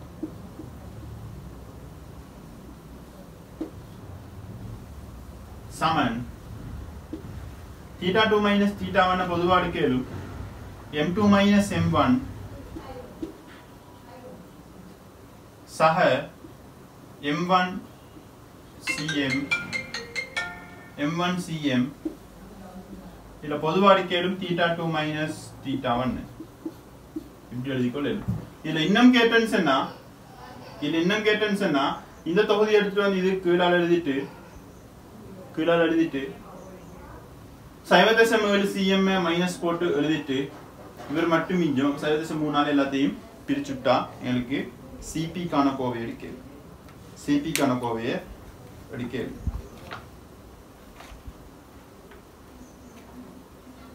பாருங்க 0.3 Cp 0.7 Cm பொதுவா எடுத்து எழுதிக்கிறேன். நீங்க யோசிச்சு ரஃப்ல எழுதுங்க. இழந்த வெப்பத்தை பெற்ற வெப்பத்தை சாப்பிடுங்க, அவ்வளவுதான். இழந்த வெப்பம் பிளாஸ்டிக்கும் இழக்கும், அதே மாதிரி ஆணியும் இழக்கும், ரெண்டும் சேர்த்து இழக்கிறது வரப்போகுது. அதை வச்சு இதை அழகா டீல் பண்ணி கொண்டு போயிடும்.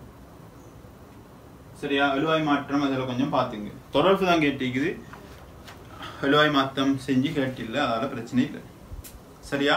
மேற்குறித்த அளவீடுகளுடன் தொடர்புள்ள வழுக்களுக்கு மேலதிகமாக இப்பரிசோதனையின் பெயரை பாதிக்கத்தக்க வேறொரு பிரதான பரிசோதனை முறை வலுவை குறிப்பிடுக.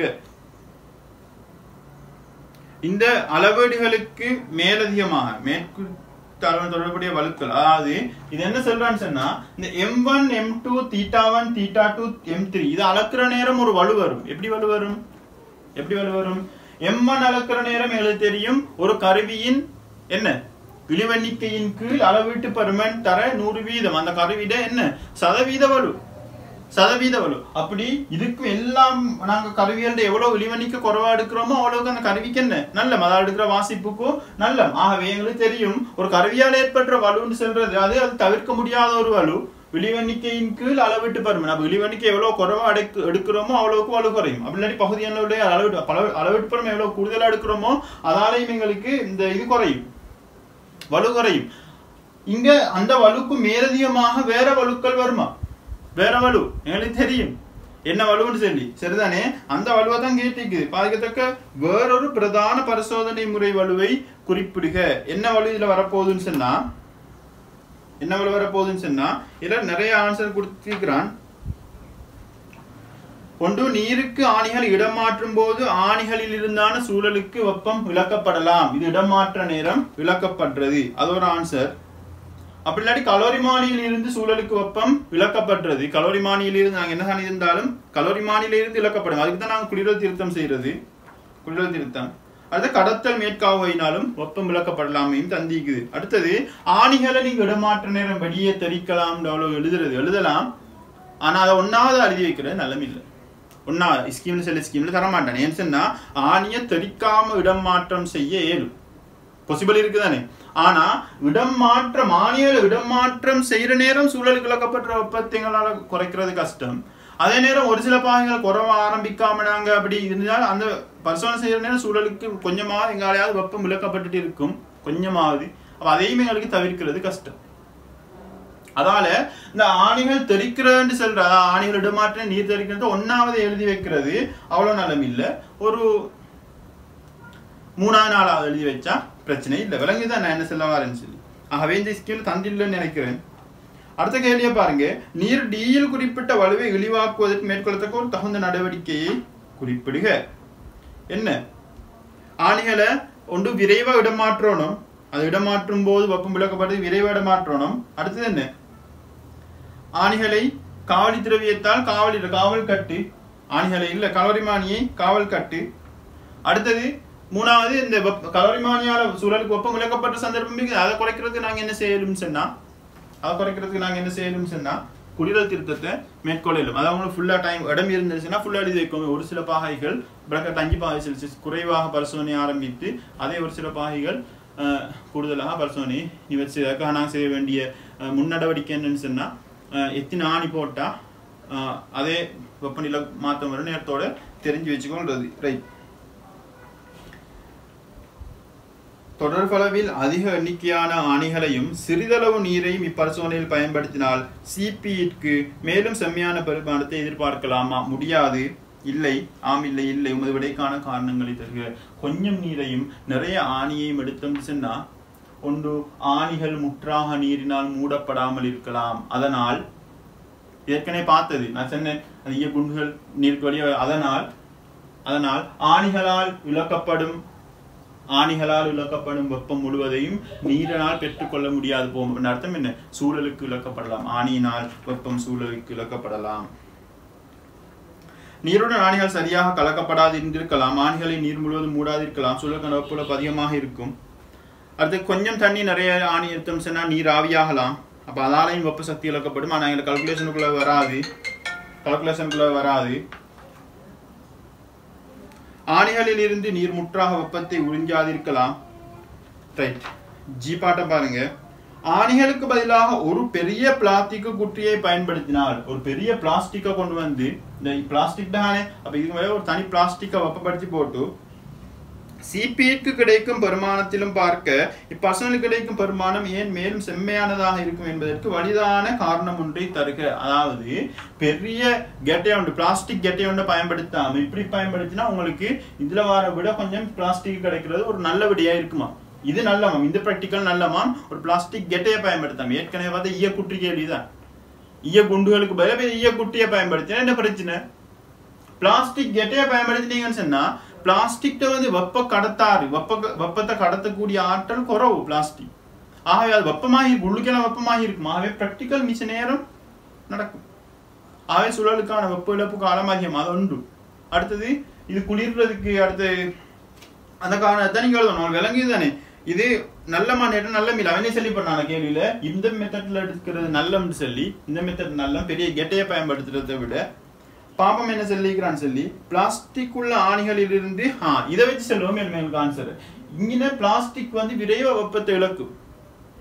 ஏன்னா இந்த பிளாஸ்டிக்ல உள்பகுதியில உள்ள வெப்பம் இந்த வெளியே வந்து இழக்கணும்ன்ற அவசியம் இல்லை. ஆணி மூலமாக வந்து இழந்துட்டு போய் ஆணி நல்ல வெப்பத்தை கடத்தும் தானே.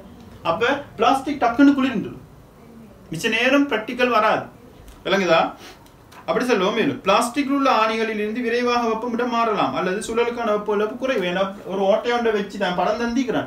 ஓட்டையொண்டை வச்சு அப்ப உள்ளுக்குள்ள வெப்பத்தை டக்குன்னு ஆணி மூலமாகவும் இழக்கலாம். அது மேற்பரப்பு கொஞ்சம் தான் இருக்குது. அப்ப டக்குன்னு மேற்பரப்புக்கு வெப்பம் வந்துடும். சூழலுக்கான வெப்ப இழப்பு குறைவு. பிளாஸ்டிக் வெப்ப கடத்தாறு குறைவாக இருக்கும். பிளாஸ்டிக் வெப்ப கடத்தாறு குறைவாக இருக்கிறதால பெரிய கெட்டையா இருந்தா அதுக்கு தான் மாறேன். பெரிய திண்மமா இருந்தா அதை எழுதி போட்டவங்க பிளாஸ்டிக் வெப்ப கடத்தாறு குறைவாகவே பிளாஸ்டிக் பெரிய திண்மமாக இருக்குமாக இருந்தால் பெரிய திண்மமாக இருக்குமாக இருந்தா என்ன நடக்க போகுது? எங்களுக்கு வெப்பம் இழக்கப்படுவதற்கு அதிக நேரம் எடுக்கும். எனவே பரிசோதனையில் வெப்ப சூழலுக்கான வெப்ப இழப்புகள் அதிகமாக இருக்க நேரிடும். இந்த பிரச்சனை கொண்டு வரையும். வேற இன்னும் இடம் இருக்குதுன்னு சொன்னா உங்களுக்கு குளிர்கள் திருத்தத்துக்காக ஆரம்ப இறுதி வெப்பநிலைகளை கையாள்வது கடினமாக கொண்டு வரலாம். ஏன்னா ஒரு கேட்ட நான் தூக்கி போட்டோன்னே அது எங்க போய் நிற்கும்னு தெரியும். விளங்குதா? அப்படி பிரச்சனை. அதாவது ஒரு அடுத்த ஸ்டெப்பா எழுதுமே ஒழிய ஃபர்ஸ்ட் ஆன்சரா எழுதலாம். ஃபர்ஸ்ட் ஆன்சரா எழுதவானா பர்சன் அந்த இதில் உள்ள ஆன்சரை எழுதுங்க. எல்லாமே பாருங்க, ஏற்கனவே பார்த்த கேள்விகள் இப்போ 2-3 வந்துட்டு இல்லை. 1வது ஒரு ஸ்ட்ரக்சர் செஞ்சிருந்தானே அந்த கேள்வியில் உள்ள கேள்விகள் தான் இங்கே வந்துச்சு. அதில் இதே தான் ஆனால் என்ன ஒரு பிளாஸ்டிக்கையும் இரும்பையும் கலந்து வச்சிக்கா. வேற ஒன்றும் இங்கே யோசிக்கிறதுக்கு இல்லை. அடுத்து செய்ய வேண்டியது 2004 உள்ள ஸ்ட்ரக்சரும் 2011 உள்ள ஸ்ட்ரக்சரும் செய்யணும். நல்ல ஸ்ட்ரக்சர் கட்டாயம் ட்ரை பண்ணுங்க. நான் ஃபர்ஸ்ட் கிளாஸ் கொஞ்சம் கூட டைம் செஞ்சதால இந்த கிளாஸை நான் இந்த 3 ஸ்ட்ரக்சரோட நிப்பாட்டி கொள்றேன். நீங்கள் அடுத்த 3வது கிளாஸ் நான் நினைக்கிறேன் பேமெண்ட் பண்ணின கிளாஸாக இருக்கும். 3வது கிளாஸில் நீங்கள் ஜாயின் பண்ணணும்னு சொன்னால் பேமெண்ட் பண்ணி கிளாஸுக்கு ஜாயின் பண்ணுங்க. நான் இதில் மீதி 2 ஸ்ட்ரக்சரையும் 2011 2004 செஞ்சுட்டு குளிரல் விதி நியூட்டன்ட குளிரல் விதியை ஸ்டார்ட் பண்ணுவேன். அடுத்த தியரியை காட்சி போட்டு அதில் ஒரு ஸ்ட்ரக்சர் செய்யறதுக்கு ட்ரை பண்ணுவேன். முக்கியமான ப்ராக்டிக்கல் நம்பர் எக்ஸாமுக்கு வரையலும் நியூட்டன்ட குளிரல் விதி. இப்போ நீங்கள் என்ன செய்யணும்? இந்த வாட்ஸ்அப் நம்பருக்கு 077 577 5989க்கு மெசேஜ் போட்டு உங்களோட பேமெண்ட்டை பண்ணி அடுத்த கிளாஸுக்கு ஜாயின் பண்ணிங்க. இது முடிஞ்சு எலக்ட்ரிசிட்டி பார்ப்போம். நல்ல இன்ட்ரெஸ்டாக இருக்கும். எலக்ட்ரிசிட்டியில் வர ப்ராக்டிக்கல்கள் ஹீட் முடிஞ்சு எலக்ட்ரிசிட்டி முடிஞ்சு சவுண்ட். இந்த மாதிரி சவுண்ட் எதிர்பார்க்குறேன். ஆகவே லைட்டை பெருசாக இது நாம லைட்டை கொஞ்சம் கடைசிக்கு தொட்டுட்டு போவோம். சவுண்ட் தான் இந்த மாதிரி எதிர்பார்க்கறது. ஆகவே நான் சவுண்டை தான் செய்வேன். பெரும்பாலும் லைட்டும் செய்வேன். லைட்டில் ஏதாவது ஒரு கன்செப்டை பார்ப்போம். சவுண்டில் எதிர்பார்க்குற 2-3 கன்செப்டை பார்ப்போம். அடுத்தது மெக்கானிக்ஸ் எதிர்பார்க்குறேன். மெக்கானிக்ஸ் இல்லாட்டி விச்சுள்ள வர கேள்வி உண்டு. அதையும் பார்த்தா ஸ்ட்ரக்சரில் எதிர்பார்க்குற கேள்வி எல்லாம் முடிஞ்சிடும். நாங்கள் பார்க்குறது பெரும்பாலும் 3 சம்டைம் 4 வாரத்துக்கு சான்ஸ் இருக்குது. இன்ஷா அல்லாஹ் ஸ்ட்ரக்சரில் உங்களாலையும் கேளும். சரிதானே? இப்படித்தான் கேள்வி கிளாஸ் வர முன்னுக்கு அந்த கேள்வி நான் சந்திக்கிறேன் தானே. இப்போ அந்த கேள்விகளை கட்டாயம் செஞ்சுட்டு வாங்க. கட்டாயம் அதை நீங்கள் ட்ரை பண்ணுங்க. ஒன்றுமே இல்லை. இதே கேள்வி தான் திரும்ப வரப்போகுது. இதே கேள்வி கலவை முறை இது குளிரல் வந்த பிறகு திரும்ப குளிரல்ல அதே குளிரல் தான். நான் சின்ன தியரியை வச்சு சின்ன மாற்றங்கள் கேள்விகள் செய்வான். இப்படி ஒரு மாற்றம் செய்வான். இப்படி செய்யற நேரம் அதுக்கேற்ற மாதிரி எங்கிட்ட இதை மாற்றிக்கொள்ள தான் எங்களை ப்ராக்டிக்கல் நாலேஜ்னு சொல்றது. சரிதானே? அப்போ நான் இதோட கிளாஸை முடிச்சுக்கொள்கிறேன். அஸ்ஸலாமு அலைக்கும் வரஹ்மத்துல்லாஹி வபரகாத்துஹு.